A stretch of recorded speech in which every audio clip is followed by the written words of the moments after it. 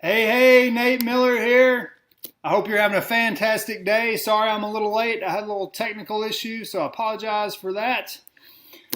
If you're joining me for the first time, let me thank you for coming. Let me welcome you to my Level 10 live stream. This is something I hold on a weekly basis. I hold these every Tuesday at 1 p.m. Central. And today we are going to be talking about how to overcome and ferret through all the distraction and clutter and all the things that can take up our attention that really don't propel us towards our goal. That's what we're going to be discussing today, and I have a question to answer that was sent in to me.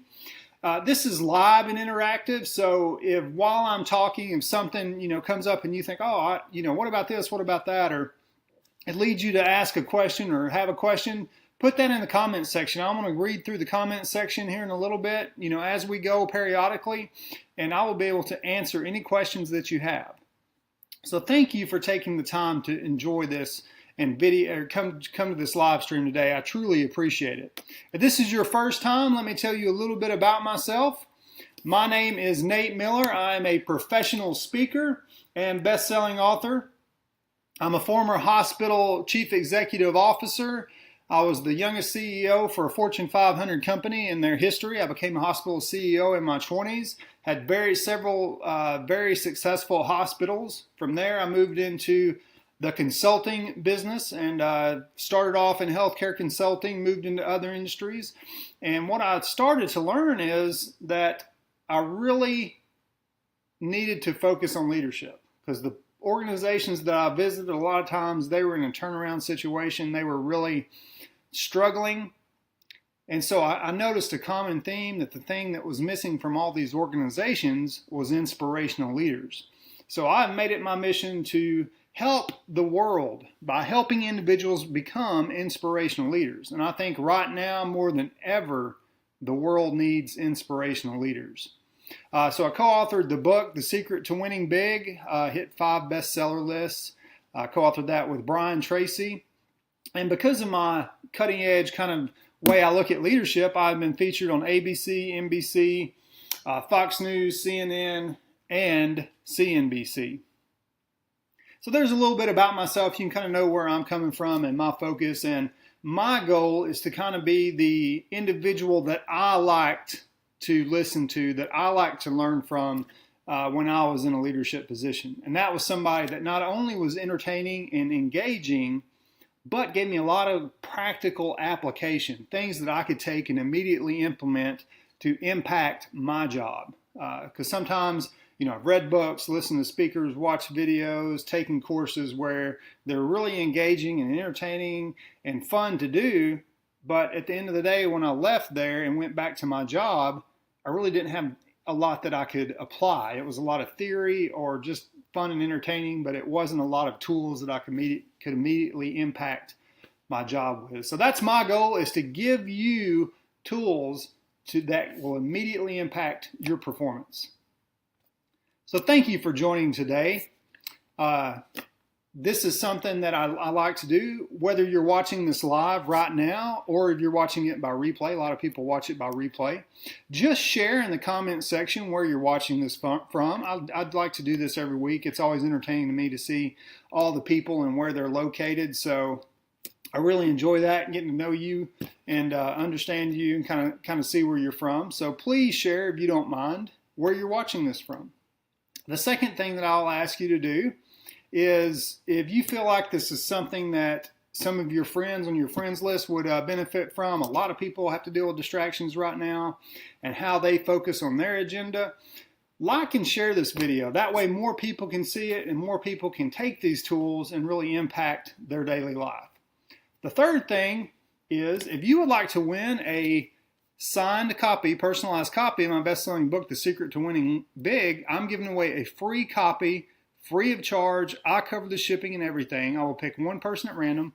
All you have to do is tag a friend in the comment section that you feel like would enjoy hearing what I'm talking about today. That's all you have to do. You'll be entered in to win, and I will announce the winner on the next live stream next Tuesday. Get your address and mail it to you at my cost. But again, thanks for tuning in today. I think today is something that's really important to a lot of people, and a lot of people could really benefit from what I'm going to talk about today. So let's think about our day. Let's think about all the things that we have to deal with today. I also do personal coaching. I coach I coach executives. I coach business owners. And from that experience and going out and consulting with organizations, one thing I always ask people is, what are your top 3 priorities? So I want you to take a moment now and think about what your top 3 priorities are. Just take just a second and think about it. I'm going to take a sip of water here. While you're thinking about that, I'm going to pull up the live stream on my phone so I can make sure that if anybody comments or has any questions, that I will be able to watch it. And all you have to do, if you have a question, something you need clarification on that I share, all you have to do is just ask in the comment section. Just put your question in the comment section. That's all you have to do. All right. So think about what your top 3 priorities are. You don't have to put this in the comment section. You don't have to think about it. I just want everybody to kind of get an idea of what your top 3 priorities are. And why I ask that question is, you will be amazed at how many people, and sometimes I even deal with this too. Like if you ask me what my top 3 priorities are, I will go, I don't really know. So it's always key to know your top 3 priorities. Like I said, I coach people, and I will ask them sometimes what their top priority is, top 3 priorities are. And then the next week, they will tell me all the things that they accomplished the previous week, and none of them would deal with what their top 3 priorities are. So even though I'm sharing with those individuals, hey, this is really important, you need to stay focused on your top 3 priorities, they would come back and they would tell me about 10 other priorities. And then they would be surprised and amazed at why they weren't making the impact that they wanted to make. So you need to know your top 3 priorities. Now the second question I have for you is, when you come in, what is typically the first thing that you do in the morning? Think about what the first thing you do when you get to work. What's the first thing you do? You typically, most people, they either check voicemail or they answer emails. Now you may be in a position where this is like a big part of your first, your daily task, the first thing that you do. But when you do that, are you typically focused on your top 3 priorities? Like the emails that you receive, are those focused on your top 3 priorities? The voicemails that you receive, are those focused on your top 3 priorities? More than likely, I would say 90 to 95% of the time, the emails that you receive or the voicemails that you receive are probably things that other people need from you and things that are other people's top 3 priorities.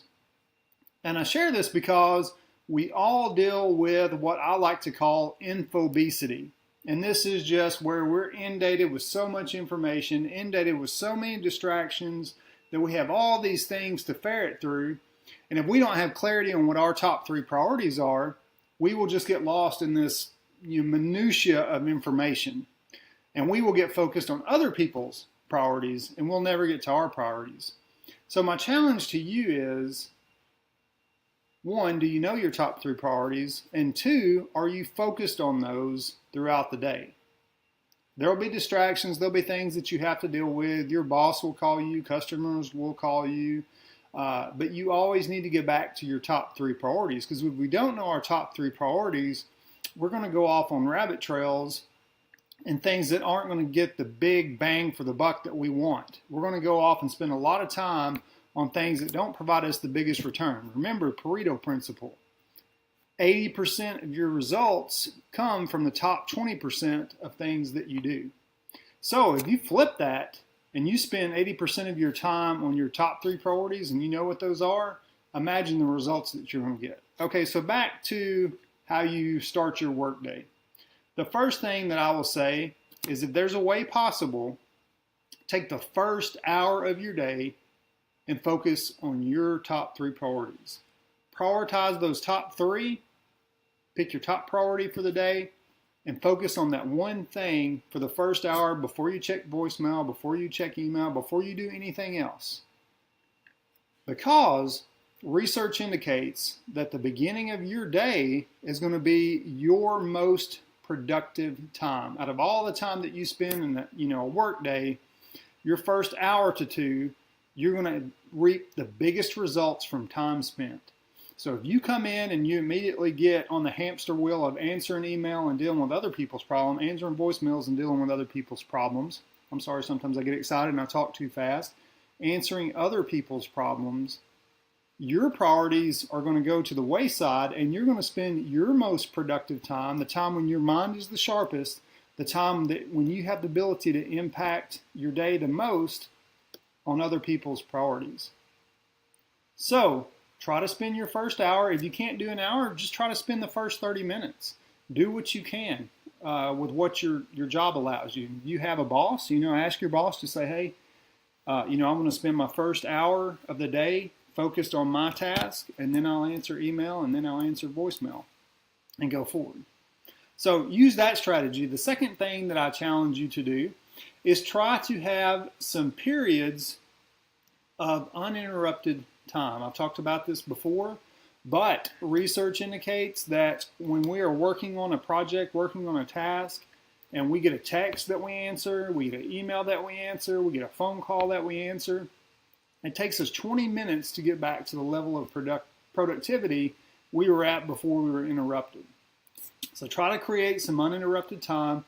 I like to do 50-minute cycles. So I like to do 50-minute cycles of uninterrupted time and then a 10-minute break. So work hard for 50 minutes, focused, uninterrupted, and then take a 10-minute break to answer emails, voicemails, get a drink, get a snack, whatever you need to do.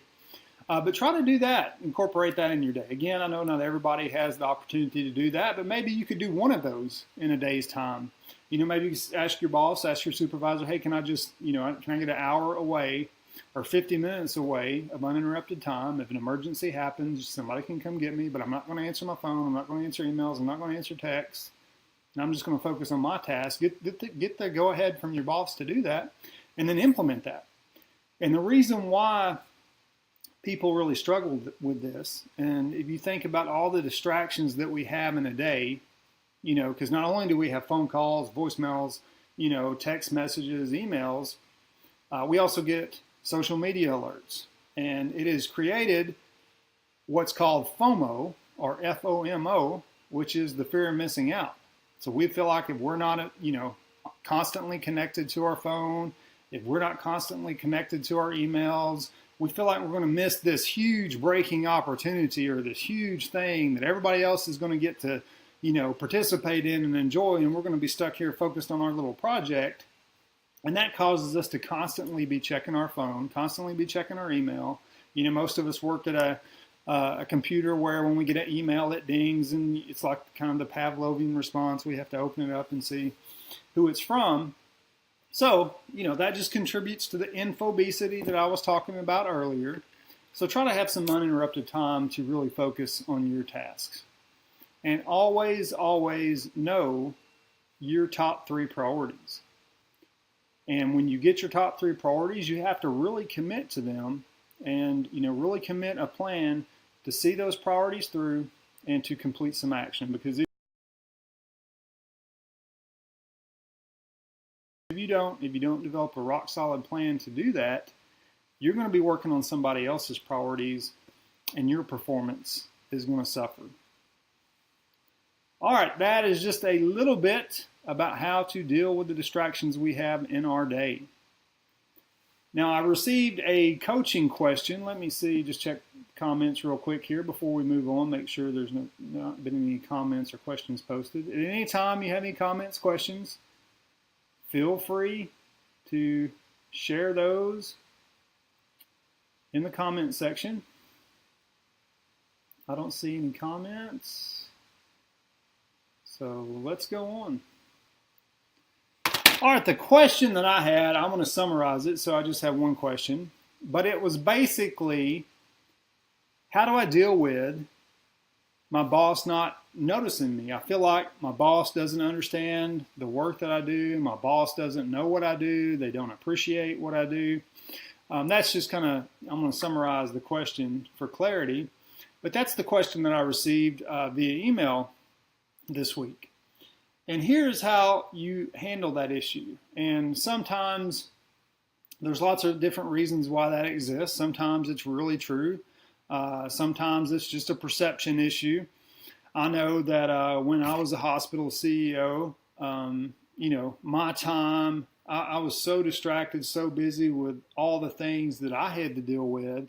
I had so much on my plate that I didn't take the time to let people know sometimes, hey, I appreciate the job you're doing. You created this spreadsheet for me. It was amazing. It's exactly what I wanted. I really appreciate you taking the time to do that. And because if we don't take the time, if our bosses don't take the time to share that with us, or if we are supervisor and we don't take the time to have that conversation or communication with our employees or vice versa, we feel like it wasn't appreciated, or we feel like they don't know that we were the one that created it. And, was it good? Was it what they wanted? Is it what they needed? So sometimes it's just that our supervisors get so overwhelmed with what they're dealing with that they don't take the time. It slips down the priority list of communicating with you and letting you know that they do notice what you're doing and they do appreciate it. They just don't share that with you. Sometimes they may not really know that it was you or that you were the one that created it. So my suggestion in all these scenarios is don't guess. Don't play the, well, did they like it? Didn't they like it? Did they even notice? Just ask your supervisor, say, hey, can I have, 5 or 10 minutes whenever's convenient for you for us to sit down and kind of talk about what I'm focused on and working on. And so by doing that, you really open up that dialogue. I think sometimes we feel like because we're the employees that that they should come to us. Our supervisors should come to us. He or she should come to us and create this dialogue. Well, sometimes they're just so overwhelmed that that's the least, they're not thinking about that. And it's not because they're bad, or it's not because they're not doing their job, but they just get so overwhelmed or so busy they don't take the time to do that. So then we create all these scenarios in our mind of why that is, and a lot of times they'll be negative where there's nothing negative to it. So take the time. Just ask your supervisor, hey, can we have 5 or 10 minutes to, I want to make sure I'm focused on what you want me to be focused on. I want to make sure that I'm providing you with what you need from me, and just sit down and have that conversation. And, say, hey, that spreadsheet I created for you, is that what you need? Is that what you want? What do you like about it? What don't you like about it? Or no matter whatever it is, you can still do the same thing. Is this what you want from me? Is this what you need from me?